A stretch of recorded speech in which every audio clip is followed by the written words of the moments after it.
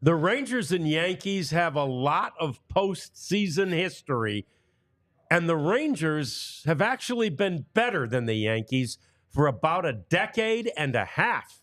Can you believe that? We've got an explanation, plus a World Series preview, plus a look at the catching position. It's all coming up. It's the DLLS Rangers Podcast.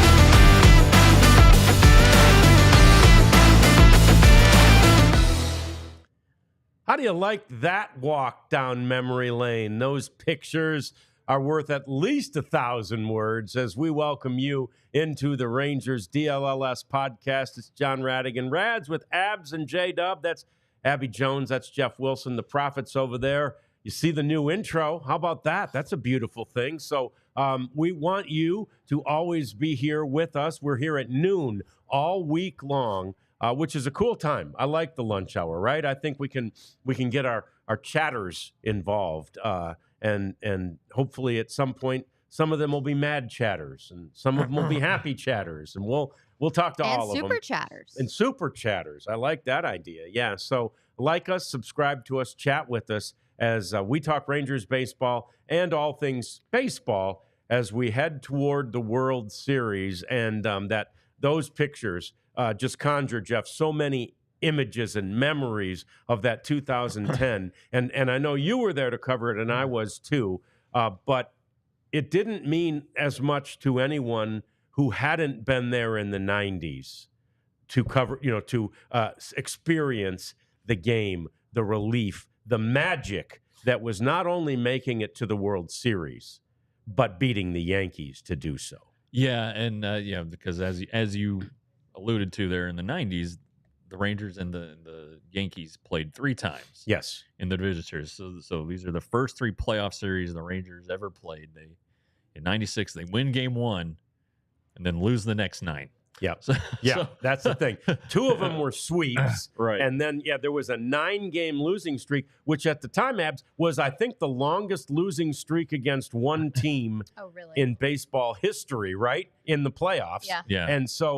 And then the Rangers lost game 1, actually, of the ALCS in 2010 after having a lead. So they made it to 10 in a row against the Yankees, and it was just like, again, for those of us who were around in the 90s, when that loss happened, the Rangers had the lead, and the Yankees snacked victory from the jaws of defeat. It was like, oh my gosh, here we go again. The Yankees again. Yeah, unbelievable. Yeah, but then Colby Lewis comes out the next night, man's up, and the Rangers end up winning that game. Then they go to New York. They win the first 2 there. Cliff Lee in game 3, dominant, outpitches Andy Pettit. And then game 4, that's the game that Molina hit the home run, and Derek Collin was so big in relief. I got those mixed up last week. Yeah. So, I mean, and then, of course, the iconic photo of Feliz and Benji Molina hugging it out, embracing the dog pile. It was so loud there. You remember how loud it was, Oh, my John? gosh. Unbelievable. For an outdoor stadium. 50,000 in attendance. Yeah, very, very loud. And then, Wash was great, getting the trophy on and holding it up and his big smile. And, it was a good time. And the next year it was thought to be even better. And right. Didn't end well either year, but but that everybody haven't forgotten it, but 2023 took care of a lot of the pain. Yes, it did. It took a lot of the pain away, no doubt about that. And that Friday night in October in 2010 was just so unbelievable because there had been all those playoff series against the Yankees where it was just like, wah, wah. I mean, 3-game sweeps in a 5-game series, Abs. It was just so frustrating. And again, to lose game 1, we didn't think there was any way. So to have conquered the mountain and that like the feeling that the people who had been around for a long time, obviously not just the media, in fact, more so the fans and the people who work for the organization, it was a euphoria like I'm just not sure I've ever experienced, even for a team that won a championship, because you did it, right? And you know, that's possibly part of the problem for 2010. Yeah. The goal was maybe not to win the World Series. Yeah. It always is, but it was to beat the Yankees, right? Yeah. And you gave your best shot there, and maybe you didn't have enough left. Now, granted, you know, the Giants had some pretty good pitching that year, too. Yeah. But to your point, it's like happy to be there. We're happy to be in the World Series. Yes. Kind of the happy to be there feeling. And then, you know, it was Cliff Lee against Lincecum in Game 1 in San Francisco, and both teams scored in the first inning.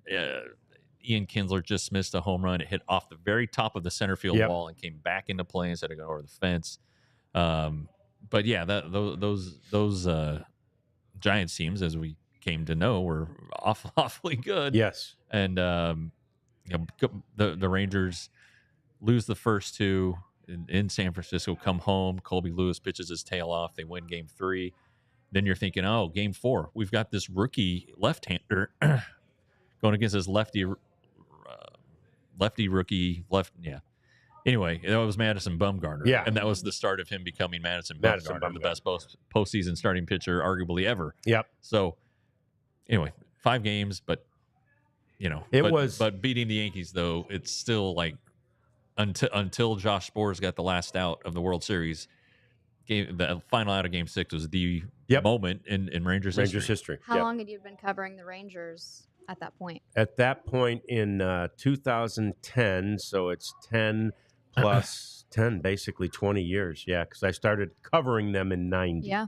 Yeah. What about you, Jeff? That was my 3rd season. Third season. Yeah. So and it was somewhat eerily similar because, you know, with the Rangers winning Game 1 against the Yankees in 1996, and they had a lead in Game 2. The bullpen kind of imploded in Game 2, but it seemed like, oh my gosh, the Rangers are better than this team. I mean, that was a year the Rangers really might have, you know, made some noise. They might have actually gone to the World Series with that 96 team. That was a great team. And then, you know, you're like, okay, that's all right. We're going to face them again. And the Yankees started a dynasty. I mean, they really were dynastic, and hence the 2 sweeps. I mean, like it was, we're in different leagues now. And at that point, the Yankees were in a different league from a lot of teams, right? Yeah. And the Giants kind of did the same thing. You got a back and forth series going a little bit. And again, the Rangers never came up against them again. But the Giants really started a bit of a dynasty that year after 2000. For sure. I mean, 3 in 5 years. Yeah. That's a dynasty. Pretty darn good. Yeah. You know, the Yankees won the World Series in 96, 98, 99. So they had to beat the Rangers. The World Series went through Texas every year. But you know, the 96 Yankees were down 2-0 in the World Series and looked like they're about to be down 3-0, but they ended up winning Game 3. I think Jim Leyritz hit a home run in that game. And they just took care of the Braves from there. It looked like the Braves were going to run away. They were the defending champs. Andrew Jones was this 18-year-old wonderkin who hit a couple homers in a game. But, yeah, that was the start. It really was. It really was. Yeah. But since 2009, how many World Series have the Rangers been to since 2009? 10, 11, 23. How many World Series have the Yankees been to since 2009? I'm just saying. I mean, okay, 1 today. We're counting this year, yeah. Okay, if we're counting this year, we'll give them 1. I'm not. Not yet. That World Series hasn't started Hasn't even started yet. Yeah. No, it's always the Yankees and the ALDS. In 2006, when my dad was with the Tigers, that's who they had to beat to go to the World Series. And Kenny Rogers, big part of that run, too. He threw a shutout victory and 7 scoreless in Game 3. So there's a little Rangers tie as well. But baseball's a small world. If you play long enough, you'll play with everybody in the game and have a tie with, you know, somebody at every point. But, yeah, the Yankees... they're historically good in October. Was that the Kenny Rogers pine tar in his hand year, I wonder? I don't know. I don't remember. I'll have to ask my dad. That might have been that year. I have the memory of a goldfish. That year, and Kenny Rogers had pine tar in his hand to help him with obviously with the grip and the Yeah. ball. And somehow he got some like pine Smeared tar on. smeared on him. And so it's like, the gig is up. So that year for Halloween, I just went out to a party, that we had or with the kids or whatever. I went out in normal street clothes and I put some dark on here. You were Kenny What Rogers are you? I for said, Halloween? I'm just Kenny Rogers. They said, how? I said, so it was, That's funny. Well, Yeah.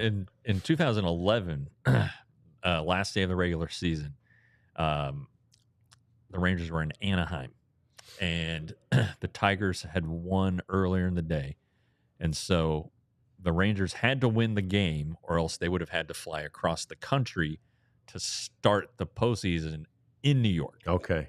And I'll never forget, Mike Napoli hit a home run off of Jared Weaver in the 9th inning. That's the only time I've ever cheered in the press box because Wow. I had a flight on hold, the red eye to New York, Yeah. or it was go home and play Tampa. The Tampa, yeah. And so, Mike Napoli he had 2 solo homers in that game. The final score was 2-1, but he hit the one off of Jared Weaver, who was mad, of course, about it. But that's the only time I've ever cheered in the press box. Yeah. Because Napoli hit Meant that a lot. homer, and none of us had to fly overnight to New York. And I wonder, did the Rangers, did you talk to, I wasn't there. Did you guys talk to them afterward? Did they know they needed that win for those reasons? They knew. They Yeah, did. Okay. yeah. So, They so were it aware. did matter because sometimes after you've clinched, it's like, whatever, we're in the playoffs. Right. No, they were playing to win that game. Good. So were the Angels, because Mike Scioscia's the manager, and he was old school and respects the pennant races and all that stuff like Bruce Bochy does. And, but No one does it better than Boat. I'll never forget. I mean, I took the red eye home. Yeah. But to Texas. Yeah. Not to New York. Not to New York. So Good. we were all very, very happy. Yeah. My dad said yes, by the way. Two. Kenny Rogers. That was the Yeah. year? Okay, good. It was the year of That's Pine Tar. Yeah, that's fantastic. That was great. So yes, the Yankees obviously have been and will be a huge player in World Series history. I mean, they've won the most World Series ever. But when you can take a 15-year sample and look at that and say we've been, 3 times as good as the Yankees as far as making it to the World Series And over a winning 15-year one. sample and winning one. I mean, it's pretty significant. And, when you have seasons as the Rangers did in, 19, 20, 21, even 22, which was better, but not better enough, right? You can lose sight of the fact that, in a 15-year sample size here, they were in the playoffs in 10 and 11. They were in the playoffs, only one game in 12. They were in the playoffs in 15 and 16. Well, and 13, they played a tiebreaker to go to the playoffs. Game which 162. They lost at That's home right. to David Price and the Rays. Yeah. So, that's a lot of postseason activity in a 15-year period for a team that, again, because of that really, breaking it all the way down period, it seemed like, Rangers, and they look at the bigger picture. It's been a really good stretch of 15 years for this club. For sure.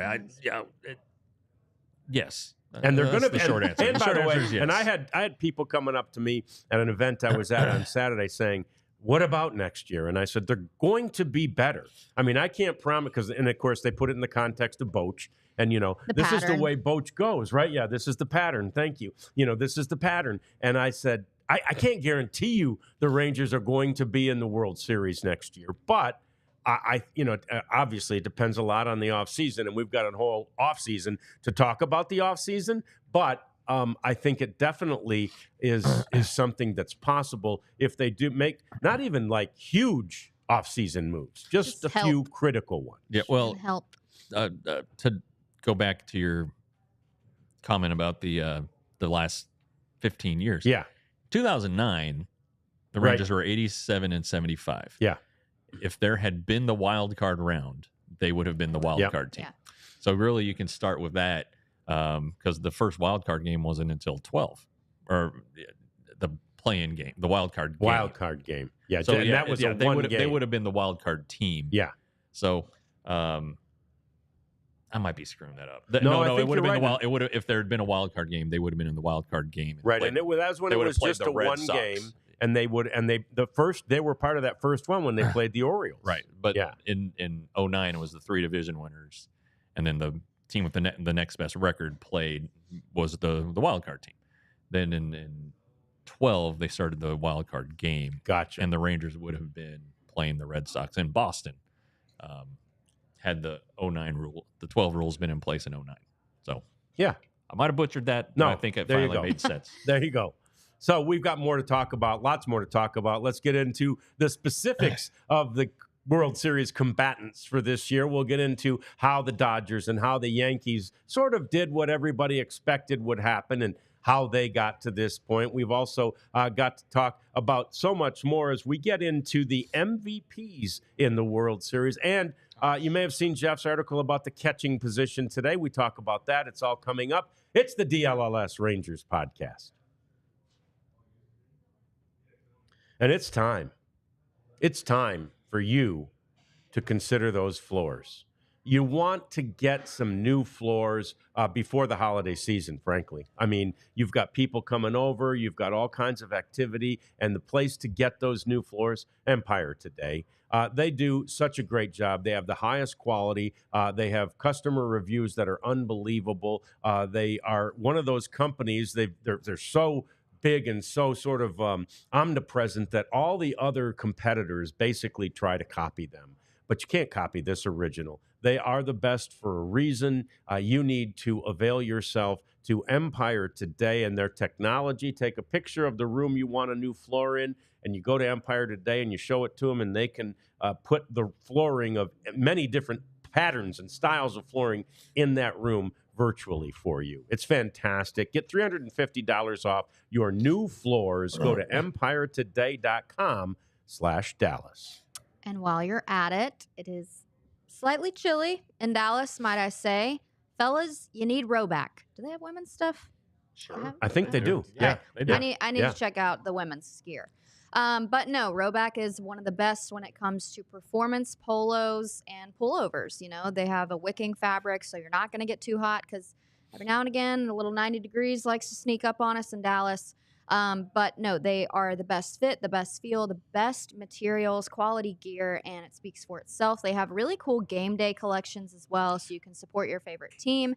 And we have a code for you, DLLS20 for 20% off on Roback on your first order. And thank John Radigan when you're typing in Roback. It's RH. That's right. OBACK. Again, 20% off on your order with DLLS20 and get your favorite gear. That random H can throw people off. It really can. Yeah. But the German H is what you called it. German H. Yeah. We all know I need phonetic spelling for everything. And mine is Irish, though. Oh. It's not even German. Isn't that funny? Yeah. All right. I don't know. Okay. I have no idea. Special. Yeah. No idea. So, let's talk about this. The ALCS, I guess, first, because we're an American League city and an American League town and all that. But, the Yankees getting there, in many ways, I think, was a foregone conclusion. But, give the Guardians a ton of credit, right? Sure. That Friday night game. It was the Friday night game. Yeah. That was wild. Well, fellas, I would like to reiterate a point that I was yet right again. Oh, good job. I said that we would be wrapping up the series and talking about the potential World Series Friday. And you guys said I was wrong. I don't remember any of that. The series would not be concluded. I can't remember any of that. My short-term memory's not working very well. Well, fellas, I was right again. NLCS, I know we're going to get into it, surprising. Yankees got it done. I mean, but great effort and a great fight by Cleveland. I mean, their way of winning was fight until the end, and they really did. I didn't even expect the series to go the way that it did. No. Yeah. Really only the opener wasn't a good game. That's right. But the Yankees, two things happened. Their stars were stars. Yes. Like you've said, John, and between Cano hitting the big homer in the clincher, Stanton hitting homers pretty much the whole time, every damn game it seemed like. Yeah. And Judge even finally went deep. They proved to be too much, but the secondary thing to that is that, and it's probably what led to the primary thing, is that the Guardians just relied too much on their bullpen. Yes, they did. It was when they didn't need to. What was the to be stat? honest. What was the stat? 66, they went 67? to their bullpen for 67% of the innings pitched. So, yeah, I mean, they had those guys that had the injuries and, there are struggles there. But it's like when your guy is out there, let him get past 5. If the scoreboard looks good, but they wouldn't. Well, and curiously, it was a game 5, the clincher, when everything was on the line and you'd expect starters to be on a short leash. That Stephen Vogt actually tried to get an extra inning out of his starter because he knew they were depleted. So Bybee starts the 6th, gets 2 outs, gives up a 2-run homer to Stanton that ties the game. And then they bring in the reliever, a batter too late. But he was trying, he knew the state of his bullpen wasn't good. And sure enough, when it gets to extra innings there, and Gaddis, who pitched a ton, what a phenomenal at bat by Juan Soto. You pretty much knew, Soto fouled off a I don't know what it was, a fastball or something, a ball he could have hit, and he knew he could have hit it.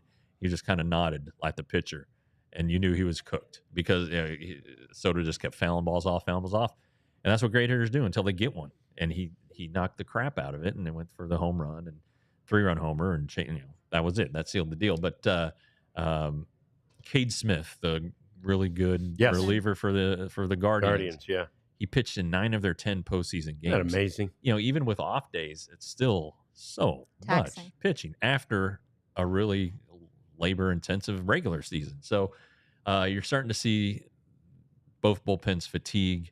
The Yankees in Game 4, even Game 4 and Game 5, they used Mark Leiter Jr. Right. Added him to the roster. I was going to say they had to add him. Yeah, Jack Leiter's cousin. Yeah. They use him right off the bat in Game 4 to get more than 3 outs, and then he comes in Game 5 and pitches. So they were going on fumes. Now they had the luxury of doing that. They didn't feel the need to press their best guys, which they eventually did. But nevertheless, it's that time of year. These guys are all tired. Yeah, and it was interesting because Aaron Boone had said during the weekend, I can't remember if it was Friday or Saturday, not everybody's available for pitching. Like our starters aren't available. This isn't all hands on deck. Now, part of that was it was Game 5. They weren't on the verge of losing, and it might have been all hands on deck if it had gotten to 7. Which would have been tomorrow night. But it wasn't, and it didn't, or would have been. Was the ALCS Game 7 would have been tomorrow, right? Yeah. Yes. Yeah. And anyway, it wasn't that situation for the Yankees, and they didn't need all hands on deck, but they were still protective of those starting pitchers, and yet that's 2 back-to-back extra inning games that requires you to make roster moves and to get guys called up and that type of thing, because that is so taxing on a bullpen. My dad's been on teams where he didn't make maybe the ALDS, but he made the ALCS, but he made the DS or whatever. But did you hear what Juan Soto said after the post game? I didn't. He said, I think Lauren Jabara was like, how'd you feel about the guy you were facing and the pitch? And he goes, he should be scared of me. Like, I'm built for this moment. Yeah. And somebody quoted it and was like, that's what separates good hitters from great hitters, And yes. He just had all the confidence. I loved how he was running the bases, just, pumping his fist, pumping up the crowd. It's due time for the Yankees. Yeah. I'm on the Yankees bandwagon. I was listening on the radio when the Soto home run happened, and the announcers on ESPN radio were saying he is the best hitter on the planet. We've talked about, the best pitcher on the planet, oftentimes Jacob deGrom. Again, now maybe it's Roki Sasaki. But anyway, that they were unequivocal in their praise of Soto, saying this is the best hitter on the planet. Now, I would obviously contend that Shohei Ohtani might have something to say about the best hitter on the planet. That said, Soto is an unbelievably hard out. And how about the acquisition of him by the Yankees? And by the way, they do have the budget for it, but are they willing and ready to pony up $600 million? is probably what he's going to get, right? Well, he price. turns 26 on Friday, so Game 1 of the World Series is his 26th birthday. Great way to celebrate. So you figure how 13-year deal, 13-year Probably. deal. If you take him to, let's say he's 38, 40, don't go to 40, but let's say they go to 38. That seems to be the cutoff for when they start to worry about age. So 38. So that's 13 years. So yeah, what do you pay him? Is he worth $40 million a year? If so, that's $520,000. Yeah, or million, whatever. And Slight difference. Just 3 zeros difference. Yeah. So that's not too extreme to think. No, that's why, again, I've seen reports you're going to have to go to $600 million, which isn't 7, right? It's not Ohtani money. But again, Ohtani deferred so much of his money, most of it. Yeah, really. I mean, he might have set the blueprint for future contracts. He might like have, this, because now, I don't know if the Soto has to agree to that. Of course, it's not like they can just negotiate it willy nilly. But maybe if Soto saw somebody do it, maybe he doesn't take only $2 million a year because he's not going to have the marketing opportunities that Ohtani has. But maybe he can 10, right? Yeah, 5, 7, whatever. I mean, it's going to be comfortable enough. Yeah. He might up. He's living in New York, guys. He might up the price. That's right. Well, it's not like LA is cheap to live in. Yeah, true. So, Ohtani has, like you said, the endorsements too, and all that gambling income. Wink, wink. Well, I didn't. No, that was his translator, Jeff. Oh, right. That wasn't In other him. news, did you guys know that Stanton is hitting homers at a better rate than Babe Ruth? Really? Postseason wise, yeah. Wow. Yeah, that series for Stanton was Monster. unbelievable. He was your ALCS MVP, and rightly. I mean, it was an unbelievable. 4 home runs in the series. I thought it was 5. 5? Was it? I don't remember. 4 or 5? Yeah, but he deserved MVP honors for that series. It was really a thing of beauty. And again, it's why like in the NBA, we used to say you need two stars, right? You need Jordan and Pippen, right? And then all of a sudden, Miami kind of reworked that when LeBron went down there and he brought his buddies with him, and you needed 3 stars, right? And so, and again, by the way, quickly, the Mavs have 3 stars now. So don't get me started. Yeah, let's see what they can do with that. But similar in baseball, it's like, well, you need 1. Well, you need 2. Well, each of the 2 teams in the World Series has 3, not stars, megastars, superstars. Right. Yeah.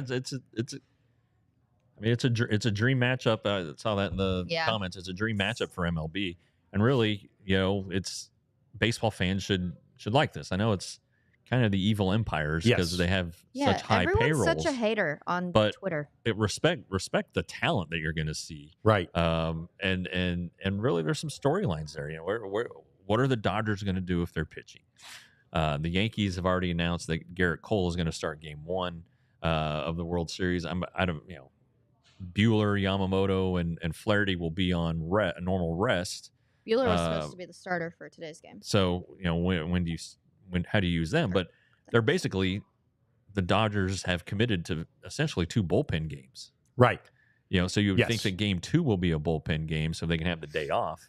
But then you go to New York and you have that stretch where you're going to have to have 1, and that's why I thought, and John Smoltz made this point last night. That was really a must-win for the Dodgers because they were going to a bullpen game without a day off today. Which so if it had gone to Game 7, all their good relievers would have been working on fumes. Because Kopech started the game as the opener and wasn't very good, and then they ended up using Trinan for 2 innings, which they probably wouldn't have done.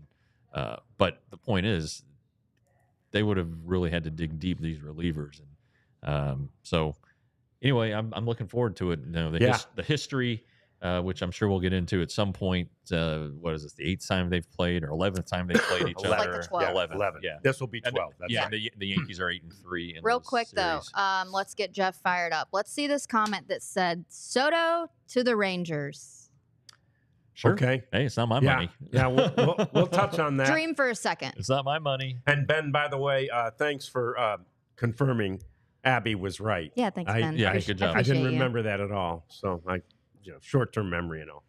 We got more NLCS talk coming. Jeff started talking about it a little bit there. There's a whole bunch to talk about regarding how the Dodgers got where they are right now. We'll get into that, and we'll get into the questions like, is Soto a potential Ranger? It's all coming up. It's the DLLS Rangers Podcast.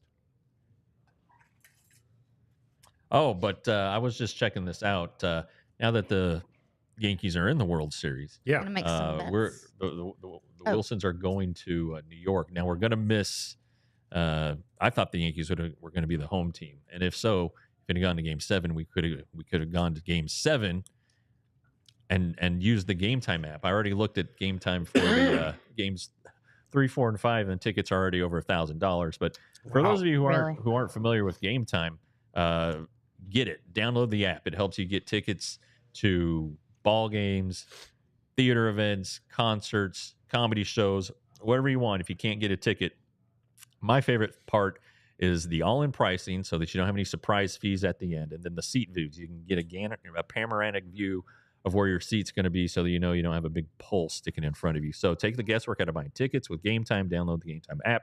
Create an account and use the code DLLS for $20 off your first purchase. Terms apply. Again, create an account. Redeem code DLLS for $20 off. Download Game Time today. Abby, what time is it? Game time? Darn right. Thank you. I'll use Jeff as the model. Can give the good people a look at the shirt. Oh, yeah. We've That's got a good old Texas Chew. I think, actually put in the chat, if you're a big league chew person or sunflower seeds. Gentlemen, I want to know your answer in a second. I'm sunflower seeds. Sorry. Big League Chew. Big league chew. Yeah. There you go. I'm not coordinated enough for sunflower seeds. It's too much work. Yeah. But no, we finally have our merch. Ben showed us, tagged us in a photo. He got his shirt and repping, DLLS at the gym, which is awesome. We can't wait to see you guys in this gear. Jeff, tell the people how comfortable and amazing it is. Wonderfully comfortable and amazing. Thank you. Really. I mean, I didn't. I got these this Saturday, and 2 others. TSU shirt will debut Wednesday. I got the TSU. Oh yeah, shirt. because you got the show. Yeah. I mean, I didn't wash. I haven't washed them yet, but this is so super soft. It's probably my favorite T-shirt. These T-shirts. I just love a soft tee. Yeah. Store.allcitynetwork.com. All right, NLCS. Yeah, let's get to it. Heck of a game. Yeah, it was. Look, I mean, again, better series than maybe we thought going in. It seemed like the Dodgers are just going to roll, and the Mets had something to say about it a couple of different times. Jeff and I didn't even think that the Mets would be able to extend the series. You were probably right about that too, weren't you?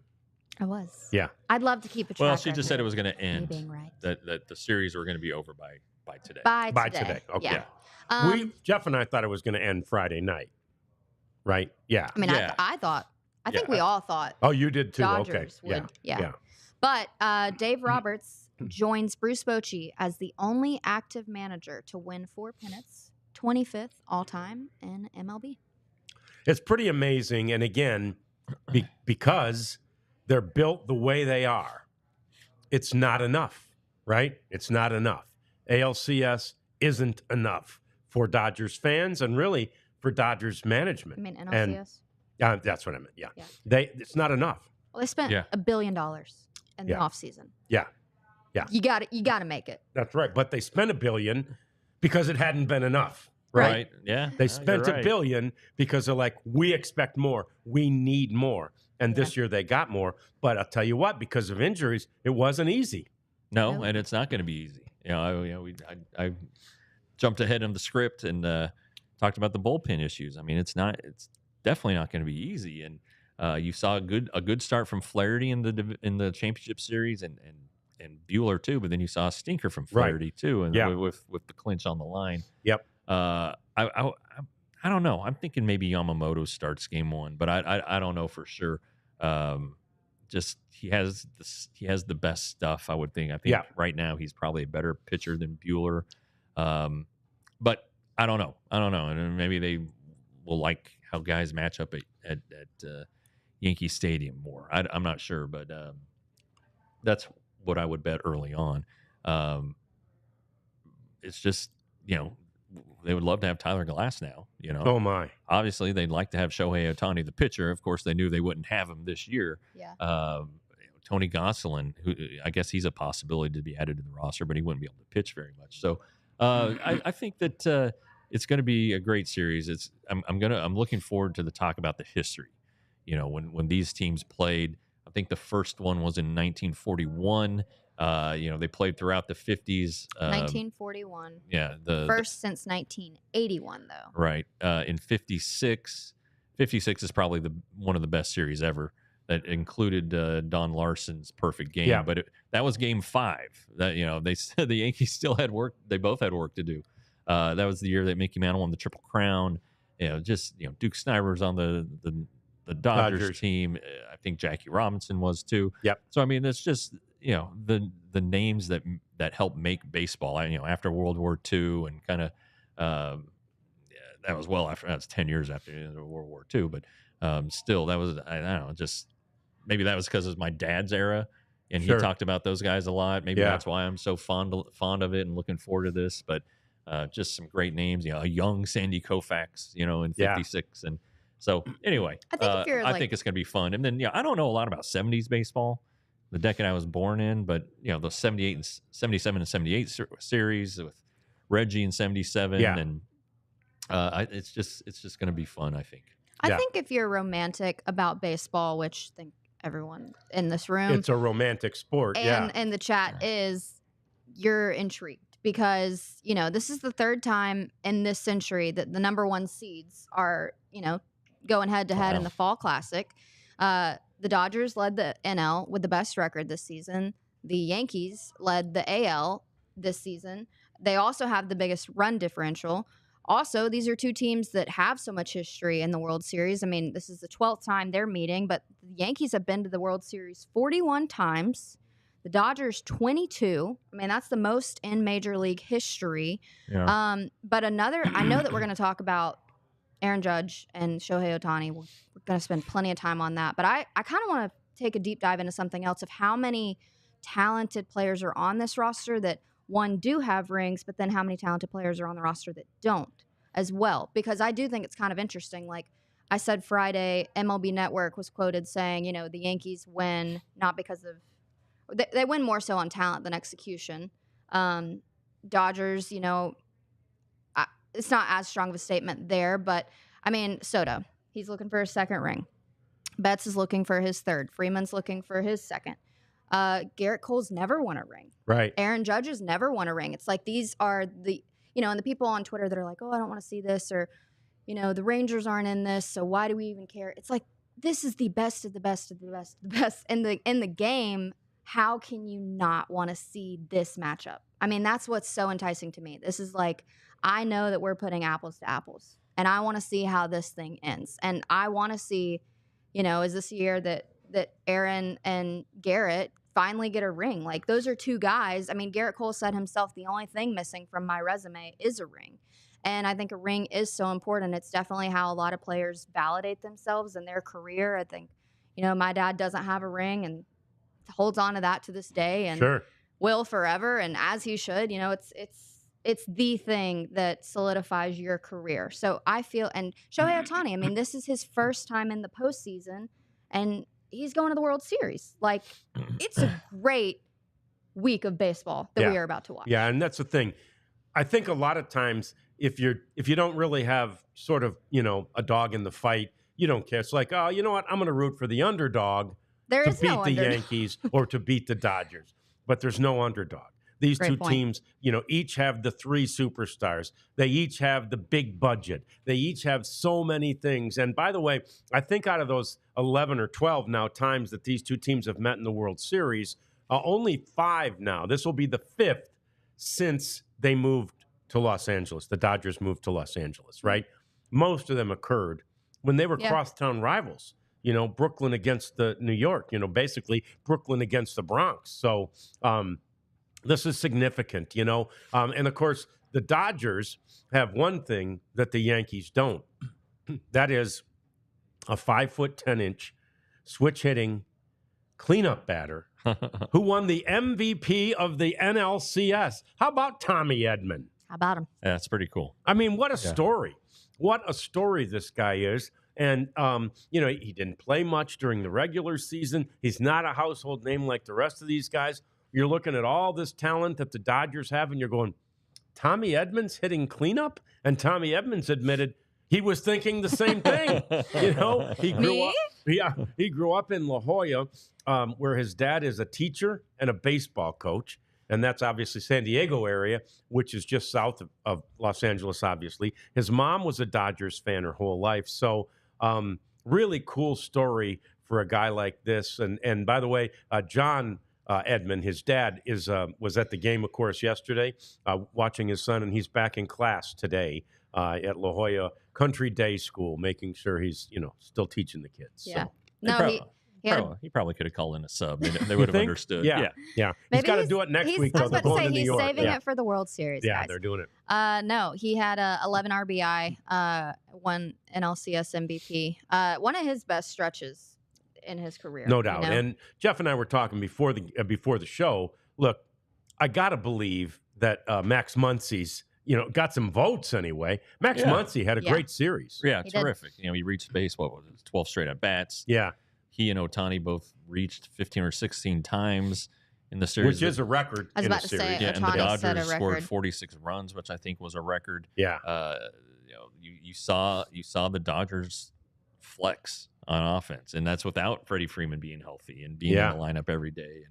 And it was pretty interesting. I thought Derek Jeter made an interesting point. They were like, this is Freddie Freeman, sit him or whatever. And Jeter's like, he's great. Every team would be better with him, but they should have at one point said, all right, you're going to sit out and get healthy instead of this 2 on, 1 off, whatever it is.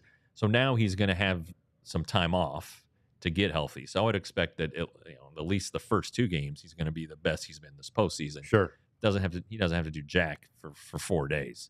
So, and he'll get treatment, right? Right. I mean, the treatment that they give is, not always just shooting somebody up. The treatment is really good. It accelerates the healing process. So, yeah. So he thinks he's going to be good to go. Yeah. And again, his narrative the whole time has been, well, it's okay because I'm not making it worse. It's not getting any better, but I'm not making it worse, which for him and for his career and all that, I hope is true, right? Yeah. Because guys will fight through something. Yeah. Oh, yeah. I mean, 2011, Josh Hamilton played with a sports hernia. Yeah.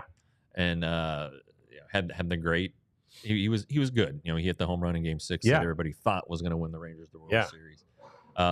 He was getting daily shots for his sports hernia in a place where nobody wants to get a shot. No, man or woman, really, but especially men. Yeah. And that's what they do this time of year. They just play hurt. But all those guys at this time of the year, I've made this point before. I made it on the TCU podcast Wednesday. When I asked Josh Hoover, is the last time you felt this good? Because they're coming off the bye the day before fall camp started. He said, yeah. As soon as spring training starts, baseball players are like a car. As soon as you drive it off the lot, their value just starts going down. They never feel as good as they do the day before spring training. That's it. So they're all dealing with something at some point by now. All these pitchers are tired. The hitters are tired. If they're not hurt and playing through something, they wake up sore or just whatever it is. And so it's hard. That's why it's hard to do this back-to-back years. It hasn't been done in a long, long time, and it was a great Yankees teams that did it. So, but they're still going to be the best of the best. They're the 2 best teams, highest payroll or not, I don't care. There is a lot of homegrown talent or talent that they've found and helped develop. So, they're complete organizations, and they're deep, and they deserve to be where they're at. Yeah, they do. It's going to be fun. It really is.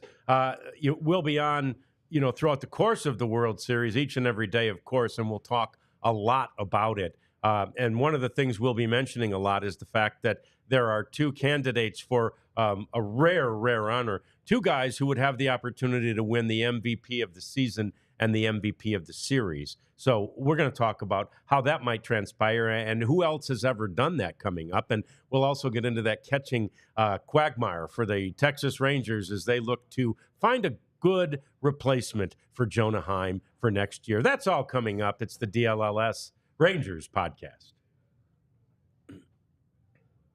So we've talked about the merch and the great-looking shirts that Jeff has been able to model for us, and I hope you've gotten your merch. I haven't gotten mine yet, but I know this. If you get a diehard subscription, you're going to get at least one more bit of merch because you'll get a shirt for free if you become a diehard. A diehard is basically like joining our club, right? It's becoming, as Abby likes to say, our best friend. Our best friend. And we would like you to be Ben's already Abby's best friend because he came to her aid when I doubted or forgot, whichever it was. My boy Ben backed me up. Appreciate it. He did.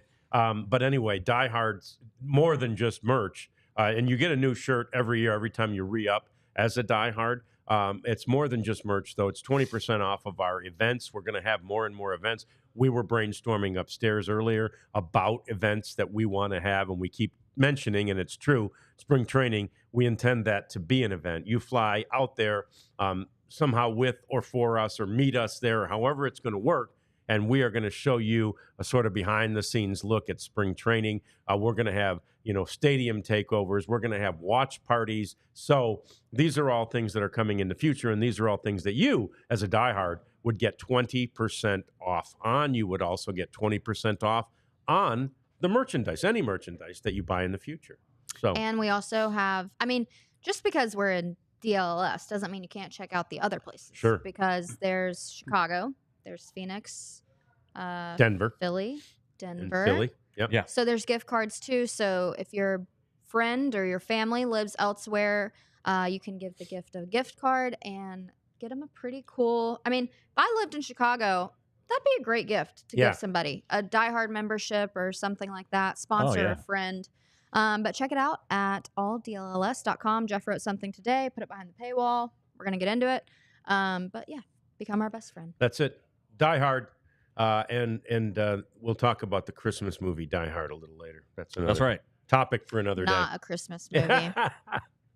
Yeah, we're going to have that argument one of these days on the pod. So for now, we want to talk a little bit about this dual MVP. Look, we know. Obviously it's not out yet. We know Aaron Judge and Shohei Ohtani are going to win the MVP awards for their respective leagues. Undoubtedly. So that means that there are two MVPs in the World Series, either one of whom could win the MVP of the World Series. Which, entering 2024, a World Series with two MVPs has only occurred 6 times in the divisional era since 1969. Okay. So this is history. Yeah, this is.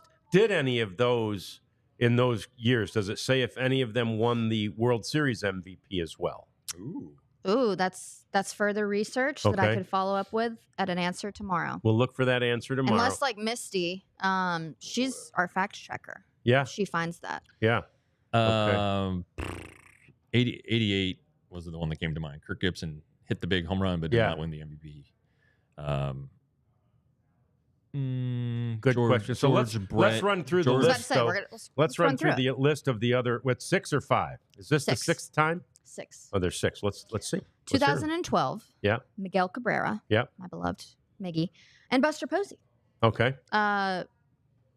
Bruce Bochy. So that's the tie there. Yeah. Then we've got 1988. Jose Canseco. Yep. Kirk Gibson. Yep. My other guy. Then we got 1980. George Brett, Mike Schmidt. Oh, wow. Oh, so Mike Schmidt won the MVP of that World Series. Oh, that World Series. So there you go. I've got the list up here. We're doing it. We're doing it right now. I thought he was doing it from his noggin. Memory. No. Okay. All right. 1976. Thurman Munson, Joe Morgan. No. Okay. 1975. Fred Lynn, Joe Morgan. No. 1970. Boog Powell and Johnny Bench. No. Wow. So it's only happened one time. There you go. That Mike Schmidt is the only guy to have ever won the MVP of the season and the MVP of the World Series in the same year. Yeah. Yeah. So Shohei Ohtani and Aaron Judge both have a shot at being the second in history. I'll say this now. If the Yankees win the World Series, I do not foresee Aaron Judge winning the MVP. It's hard to say. Again, as your dad pointed out so aptly, those guys, certain guys, like, you just won't pitch to. Yeah. And obviously somebody put Judge's batting average. Okay. It was Edman and Judge. Yeah. Making the comparison. Look, you're not going to pitch to Judge. Right. Clearly, they'll pitch to Stanton. Right? You got to pick your poison. But I think that But you pick it on a guy that's that hot? Well, but the thing is, if you get Judge on one of those heaters, what we've seen in the past is that heater is hotter than the Stanton heater. What's the thing? Okay. Edmund, Look at that. 341. Postseason averages. Yeah. Love that, BC. Yeah, that's fantastic. There you go, Edmund. How many times has Judge walked? Right. You know? I mean, it's amazing. They just aren't going to pitch to him.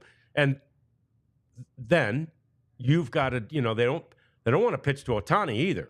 But he figured out a way to get on base like 16 times to set a record in the NLCS. So you've got to figure out a way. You've got to adjust to the adjustment that they're making. You know what, though? I will say a very strong take. I felt like the Yankees figured out the Guardians bullpen, especially Class A. And so that makes me maybe take the Yankees in this series because Dodgers rely so heavily on their bullpen. It's true. What makes me lean toward the Yankees is the fact that they have better starting pitching, right? Healthier, whatever it is. Call it healthy, call it better. They have, I like a team that can go deeper with their starter on a nightly basis than what the Dodgers can. Yeah, so, I agree. And while she was rattling off the list of MVPs, it's also the 6 World Series between each league's home run leader with Judge and Ohtani. Okay. The others, 56, Mantle Snyder, 37, DiMaggio Mel-Ott, 36, Gehrig Mel-Ott, 28, Babe Ruth, Jim Bottomley, and then 1921, Ruth and George Kelly.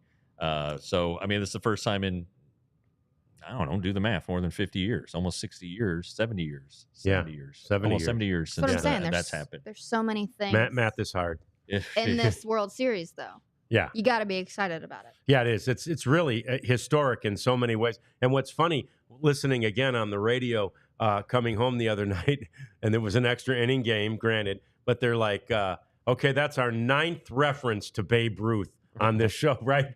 Amazing the breadth of references that a guy like that still gets, right? Yeah. And again, it's partially because you're comparing not stats, but you're also, in the case of the NLCS, you're comparing a guy, right? We clearly often have heard Shohei Ohtani is Babe Ruth, and I think Jeff's made the case better, right? Because but he's Babe a better Ruth pitcher. didn't pitch and hit at the same time. Yeah. Inside numbers are hard. That's why we've got Misty. That's true. In 1929, Babe Ruth hit 59 homers, and George Kelly hit 23. So this is just kind of, and Ruth hit he hit 29 for Boston as a two-way player. Got traded to the Yankees, hit 54. This is where he started revolutionizing the game. Yeah. And that's, he's so impactful in that way that it really changed the game. Yes. Jim Bottomley hit 31 or 32 that year, and Ruth hit 54 in 28. That was after a 60-homer season. Hall of Famers. George Kelly's in the Hall of Fame. Jim Bottomley's in the Hall of Fame. Yeah. All those guys on that list, I think, are in the Hall of Fame. Mantle, obviously. Snyder, obviously. DiMaggio, Ott. Yep, they're all in the Hall of Fame. But and maybe these two guys end up being in the Hall of Fame. Sure. Seems like they're on that trajectory. Yeah. On the path. Seems like they're on that path. No doubt about that. So pretty fun.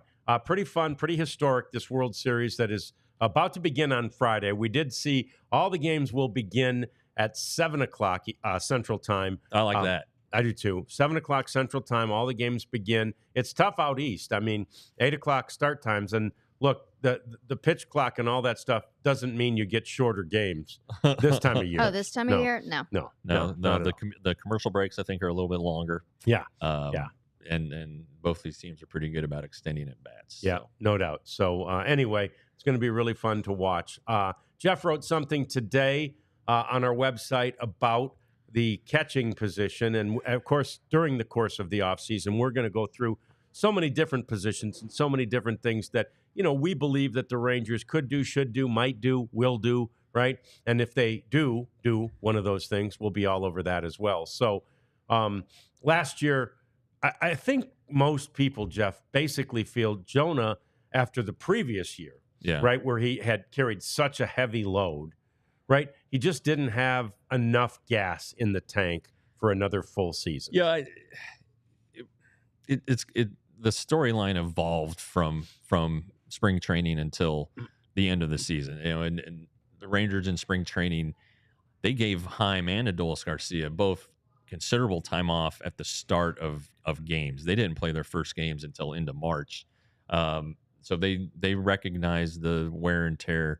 Adolis was coming off an injury, but Heim was coming off of he caught more than 1,100 innings, including the postseason. He caught probably the last 15 regular season games, and then all 17 postseason games. And I think maybe Austin Hedges might have gotten an inning behind the plate at some point in the championship series, and then in the World Series he caught the 10th inning at least. But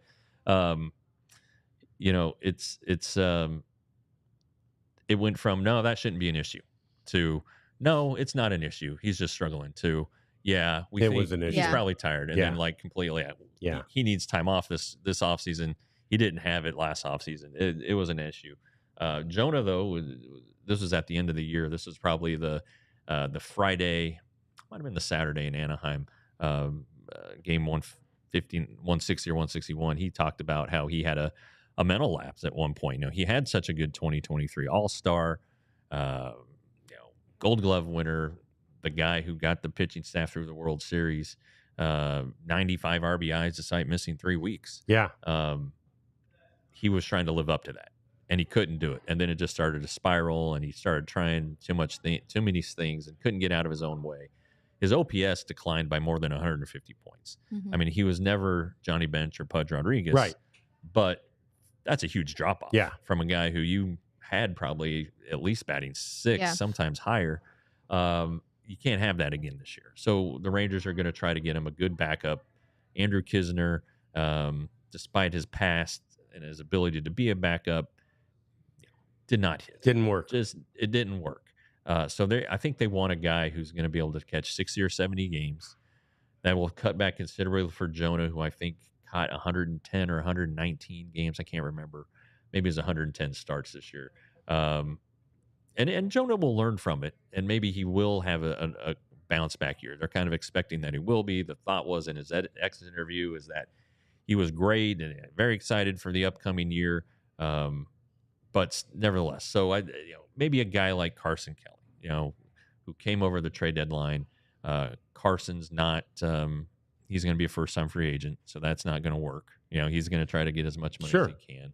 They have Sam Huff in the system, but the Rangers are a little bit down on him right now after his season. So then you're kind of like, gosh, who do you go after? There's always free agent catching. Yes. Yeah. But it's like they're free agents for a reason, because they didn't do one thing well and the other thing not well. And in this case, it's usually hitting. You have some guys who batted under 200.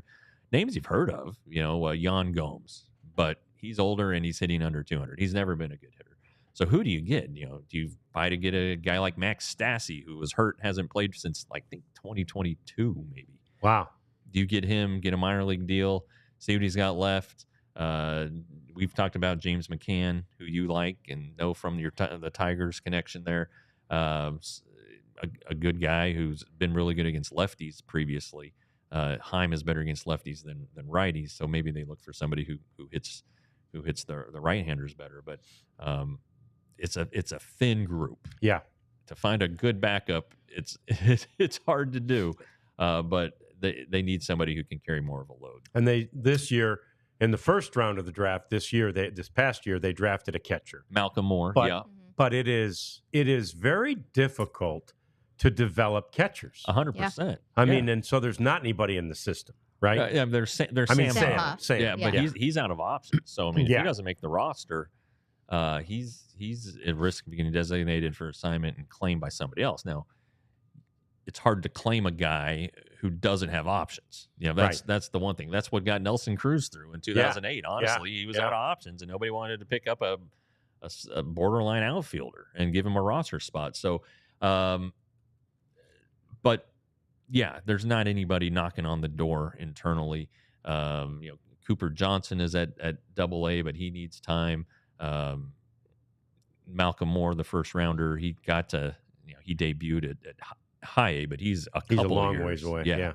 So it's going to be a while. So don't be surprised if they spend a 40-man spot this offseason on a catcher. They will try their hardest to get somebody in camp on a minor league deal, and that would give Huff a true chance to compete in a sense that we're both on the same contract basically, and give him a chance. So we'll see what happens. But I would.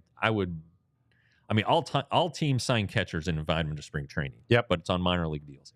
A big league deal would kind of tell you about Sam Huff's future if they give it to like a McKeon or somebody like that. Sure. Yeah. Okay. I mean, it's so that's such something to an look forward important to. Part, of the game. And Bruce Bochy said it at the exit meeting that the toughest toll that the postseason run takes is on the catcher. I mean, that makes sense. So again, it's not excuses for Jonah Heim's 2024, but it's reasons. Yeah.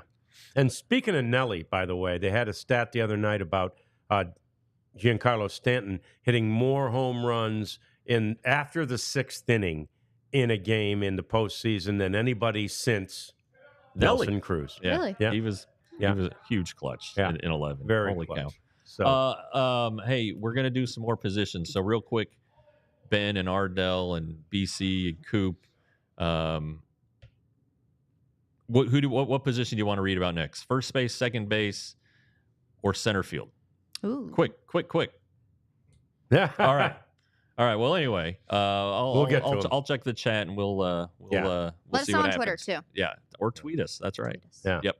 We're Okay. always there. We're always there. We appreciate you being there. We'll be here every day this week at noon. 12 and o'clock. We're excited about that. We like the time slot. We seem like people took their lunch break with us. We appreciate that. And now it's time, since none of you brought us food. Oh, you're getting first? Okay, there we Center go. fielder in first. Oh, hey, Coop. All right. We'll see what happens. It's a Ben, draw right now. Coop, thank you for your response. We didn't get any food brought. CF, center field. All right, we'll do. Like everything. There they go. Jeff requested food. We didn't get it, so it's time for us to go eat. Right? On That's Jeff's right. tab. Yeah. That's right. All right. Very good. Thank you. We'll see you tomorrow at noon for another edition of the DLLS. We all silly like the mayor.